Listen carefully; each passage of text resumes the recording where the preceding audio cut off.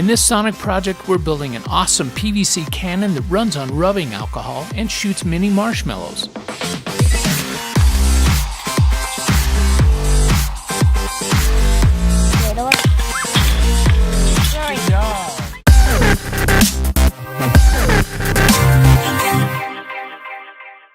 Hey there, it's Richie with SonicDad, and you, my friend, are in my workshop, which is cool because we're about to build a really fun project. So, let's get started. For this project, we'll need a dollar store ball pump, an electric lighter, some PVC pipe and fittings, a small screw and a metal washer, a disposable pin, and a common cleaning sponge. I'll give you a link to step-by-step instructions at the end of this video. So let's start by assembling the combustion chamber. I'd like to use the all-in-one PVC glue that has the primer built in. This shopping list and handy pictorial guide will help you select the PVC pipe and fittings that you'll need to finish this project. Follow the diagram and the instructions to assemble the combustion chamber, the barrel, and the base. Now we'll modify a PVC bushing for the barrel by drilling an 1/8" hole through one wall. Then we'll drill a 9/32 hole, but only part way through, and this will give us clearance for the screw head. Now we'll install a number 6 flathead screw and then glue the bushing in place. This screw is what will keep the marshmallow projectile from falling back inside the combustion chamber. Now we need to make a plug in the end of a PVC nipple by sticking a piece of tape on one end and then filling it about half full with hot glue. Then when the glue cools, we'll glue it in place with the plug side out like this. Then using a marker, we'll mark the center of the ball pump outlet and the vertical center of the PVC tee. Then using a 1/4" drill bit, we'll drill a hole on the center mark all the way through to the inside of the nipple. The pump is easy to attach centered on the hole in the combustion chamber using a large bead of glue around the outlet and then a bead of glue along each side. And now we'll glue a 3/4" cap and plug together to make a knob. Then we'll loosely thread it and a 1" plug into the combustion chamber. To get the chamber ready for painting, we can pop the cap off of the pump and take out the piston. Then we'll mask the inside of the pump and the bottom of the nipple. To mate the heat sink, we'll need a PVC bushing and a drain pipe fitting like this. The bushing should be a nice snug fit on the inside. After printing and cutting out the hole template, we'll tape it snugly around the drain pipe and then position it in the center. Then with a small Phillips screwdriver, we can make a dimple in the plastic on the center mark of each hole. Using a 1/2" drill bit, we'll drill all of the holes in the heatsink. I like to use an X-Acto knife and fine grit sandpaper to clean the holes up after drilling. Now we'll need to cut the heatsink bushing a 1/2" wide using a hand or a power saw. Then we'll push the bushing inside the heatsink. Slide the heatsink over the barrel, then snugly twist the barrel onto the chamber. Now slide the heatsink up to the chamber with just a small gap between them, then mark the position on the barrel. Now we'll push out the bushing, and after applying a little glue, we'll position it on the barrel using the marked line we made before. To get ready for painting, we'll mask the end of the barrel and the inside of the heatsink and the outside of the bushing. We'll also mask the bottom 1/2" of the base legs and then clean all the assemblies with rubbing alcohol. Now it's time to paint. I like to paint the base yellow and the barrel, chamber, and the 3 caps for the base feet black. It's a little more expensive, but truck bed liner makes for a really cool textured and durable surface. After the paint is dried, we'll use a little PVC cement to attach the heatsink to the barrel.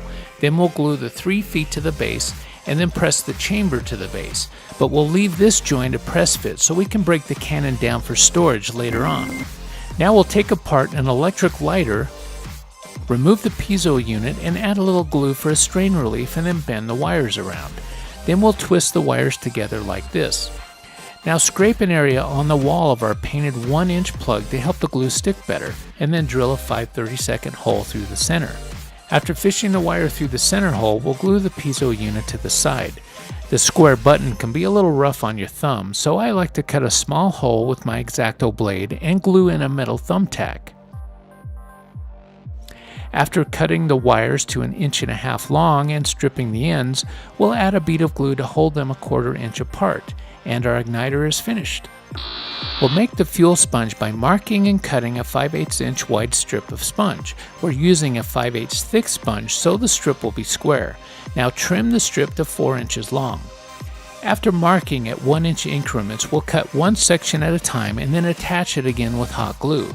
The glue between each section will help keep the fuel from running down and collecting at the bottom when it's inside the cannon. Now we'll attach a 3/8-inch metal washer to one end of the sponge, then cut a 1-inch section of disposable pen tube and glue it inside the washer. Then we'll attach the assembly to the knob that we painted earlier. And now that our cannon is finished, let's go have some fun. The fuel for our cannon is 91% rubbing alcohol. I like to put the fuel in a small spray bottle like this. To add fuel to the sponge, we'll spray along all 4 sides until the sponge is saturated, but not so much that it drips off. Then we'll install the sponge inside the cannon and tighten the knob snugly. For the first shot, when the inside of the cannon is cool, we'll need to prime the combustion chamber with one quick spray of fuel and then tighten the igniter back in snugly. Now we'll just twist off the barrel and load a marshmallow projectile in the back, and then twist it back in place.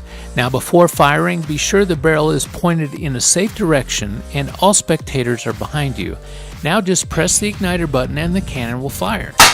To fire your cannon again, cycle the air pump about 6 times to bring new oxygen into the combustion chamber.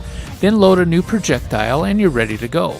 You should be able to fire your cannon at least 30 times before refueling the sponge. While you should never fire your cannon at people or animals, having a target like a stack of empty pop cans can be a lot of fun.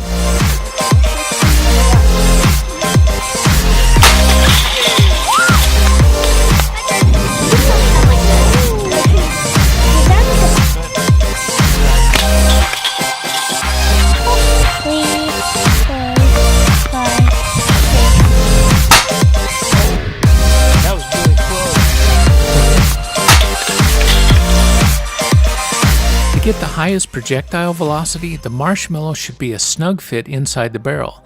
If it's not, just squeeze the ends like this to increase the diameter a bit. When you're done shooting your cannon and it's time to put it away, all the pieces will break down like this for easy storage. It's a good idea to wrap a small bag around the sponge and use a rubber band or a twist tie to secure it in place. This will keep your sponge from drying out. Then you can put it in a safe place or even store it back inside the cannon.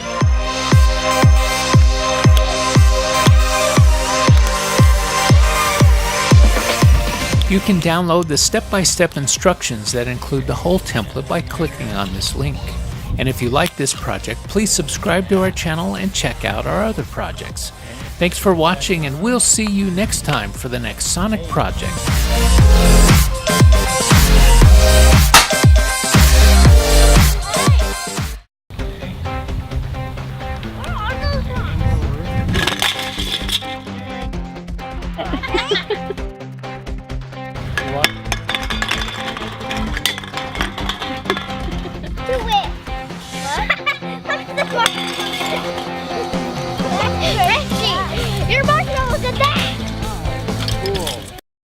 Thanks for watching. If you like what we're doing, please subscribe to our channel by clicking here.